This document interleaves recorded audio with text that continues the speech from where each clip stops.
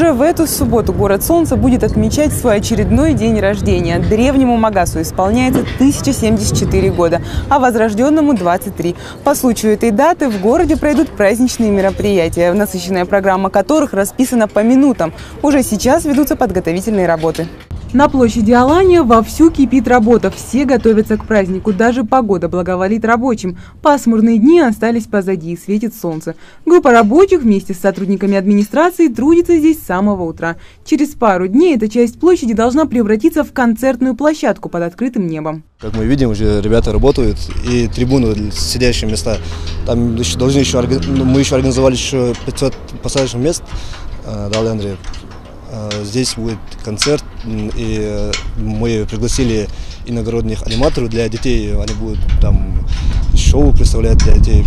И также организовано лазерное шоу. Будет постановка такая, история Магаса на этом башне. Видим, в этой башне будет все показано. Помимо музыкальных номеров известных артистов, свое представление на сцене покажут мужественные нарты, а под звуки гармонии и барабанов породистые скакуны станцуют для зрителей настоящую лезгинку. Танцоры республиканского ансамбля поставят хореографическое шоу, в котором с помощью танца расскажут гостям историю одного из самых древних и в то же время самых молодых городов. Но и это только часть праздничной программы.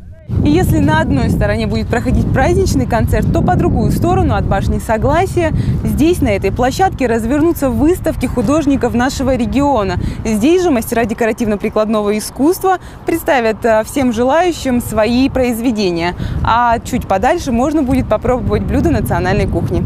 За короткое время на пустыре возник большой и красивый город. Магас с каждым годом развивается и растет. Повсюду слышен шум непрекращающейся стройки. Город Солнца набирает силы и уже сейчас, спустя только 23 года, может дать фору любому другому городу. В столице расположены крупные социально значимые объекты. Вот и в день города на стадионе имени Магомеда Парчиева для спортивной молодежи будут организованы спортмероприятия. На стадионе имени Магомеда Парчиева решили организовать соревнования по футболу и по дзюдо среди детей и юношей. Мы ждем гостей с разных регионов Российской Федерации. Для них мы организовываем экскурсию по городу, показать и ознакомить их с тем, как мы живем, чем мы дышим.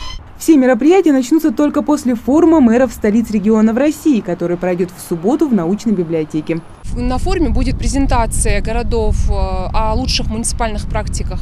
Также и Магас будет готовит уже свою презентацию. Презентация очень обширная, интересная, так как мы за эти 2 года успели очень многое сделать в городе. Как все мы видим, город стал интереснее, насыщеннее, и все больше и больше людей сюда к нам приезжает. Для удобства жителей и гостей столицы на центральной улице Магаса, а это проспект Дзязикова, будет ограничено движение транспорта. А закончится праздник масштабным фейерверком. Мария Мистоева, Майрбек Миржоев, Новости 24.